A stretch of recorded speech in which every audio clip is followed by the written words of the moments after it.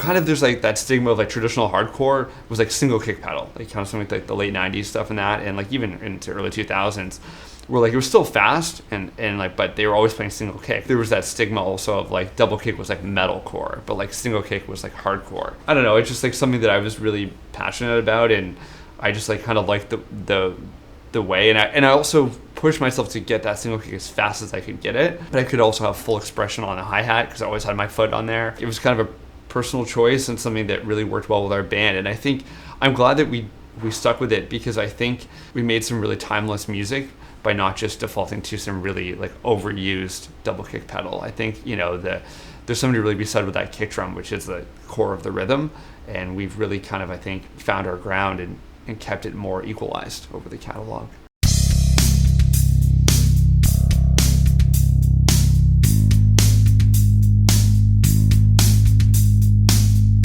Hey, I'm Paul Koehler from Silverstein, and this is my two-stick story. For me, I kind of grew up in, you know, in like kind of the early 90s. Music went kind of grunge and alternative. I was kind of like 12 when that, I guess like when that music kind of hit its peak.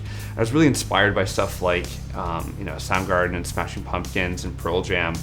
And, you know, I just kind of had like kind of like a feel for like rhythm and stuff like that. And I wanted to get into playing drums. So like that music and those kind of artists really inspired me to like pick up sticks and start drumming. And like I would kind of put on those records and try to learn those songs or try to like play along. And that's really where I think I got my early style and my inspiration as a drummer. And, you know, I think that's always kind of like been at the core of like who I am as a drummer. Really the start of it was I was taking piano lessons. My teacher also worked at a school, and during summer break they had a drum set that wasn't being used, and she was like, I noticed you like tap a lot, you know, we'll let you borrow the drum kit for the summer. So I was like, okay, this is pretty cool. So I remember like driving down there with my dad, and like we went in and we picked up the drums, and like it was the first time I ever held drums. Like I'd never even like touched a snare drum. Like I didn't know what it was like. I didn't even know how to set it up and all that kind of stuff, and brought it home and then set up the kit.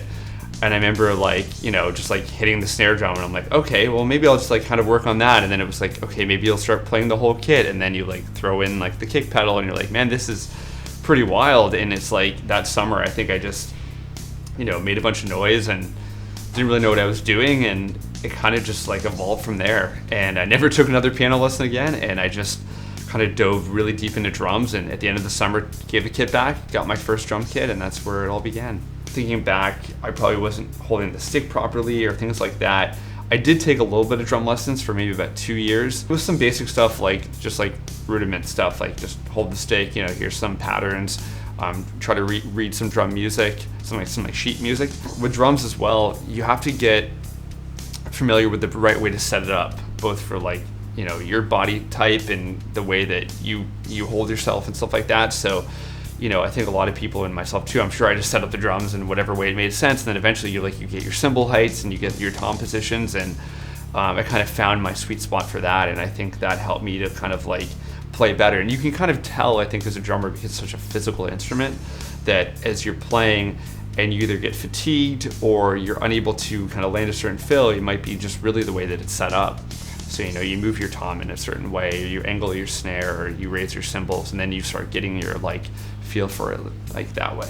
For me, I really try to use the cymbals as my voice, like especially live. I mean, in the studio, you obviously always make decisions that just like sit well sonically and whatever, but live, I really try to express even further, whether it be like little cymbal fills or little like accents and stuff like that, because I think like those are like your really big tones and your big moments, like that you can kind of crescendo and have fun with, that really kind of add flavor. You know, you don't need to just stand in one crash. You can kind of like alternate between the two, or do some kind of like little fills or swells and stuff like that.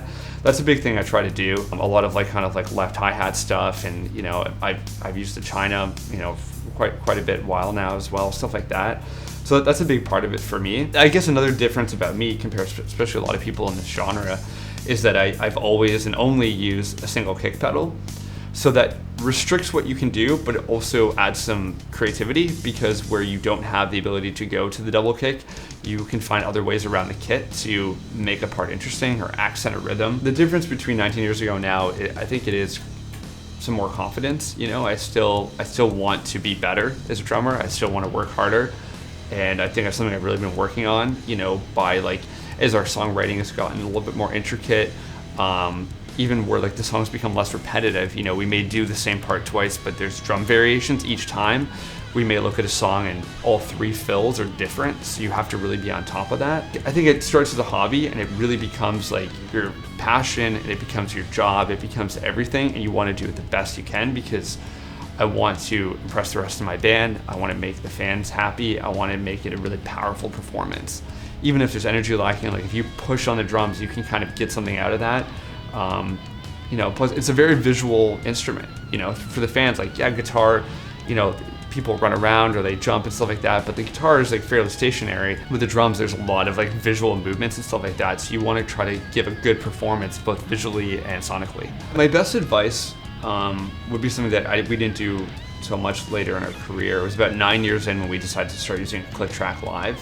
So the first 9 years, or I guess about 10 years, whatever it was maybe then, we didn't use a click, which was cool because like obviously you had some pretty chaotic performances, some pretty fast performances, but really when we brought the click in, it was like, man, I can do better fills, I can be more precise, I can be more consistent, and that's something that really changed my playing. So it was like kind of in the middle of our career where I go from being kind of this freestyle drummer to be like, okay, we have the click now, it needs to be precise, it needs to be perfect. And then pushing above and beyond that, being like, okay, now you have the click, what can you do because that's there, that makes you even a better drummer. The other thing for me that I always advocate for is warming up, and I do it every night, about 30 to 45 minutes, just me in a practice pad. And I think it's important for any drummer, regardless of how crazy their day is or how busy it is on tour, to kind of like get reunited with the sticks, kind of get in that mindset that like you're gonna be playing music, so that when you walk on stage, it's not like, oh my God, like I haven't touched a drum today or I haven't touched a stick. So I think it's really important to walk on and be kind of comfortable and physically warm up, like, you know, loosen your muscles, your arms feel warm. Because I've played enough cold shows where like if you don't do that, you're walking up there and you're stiff and you can't perform the way you want to. And I even say that to young drummers who are like playing at home and they're like, man, I sit down on the kit and like my arms burn, or like I can't like explain what I do. It's like, well, maybe warm up for 10-15 minutes, practice powder just on a snare drum, and just like build up to it. So then you're like, okay, now I'm comfortable, I'm confident, and now I can play stuff that I've never been able to play because I actually warmed up. I didn't just like dive into it. So that's a big thing, and obviously practice. I think, you know, it's such a simple thing, but practicing just helps. Any instrument, any person, any skill level, you know, even for before a tour, you know, I'm going through the songs on my own as much as we can. We rehearse, and you want to be as, you know, prepared and practice as possible.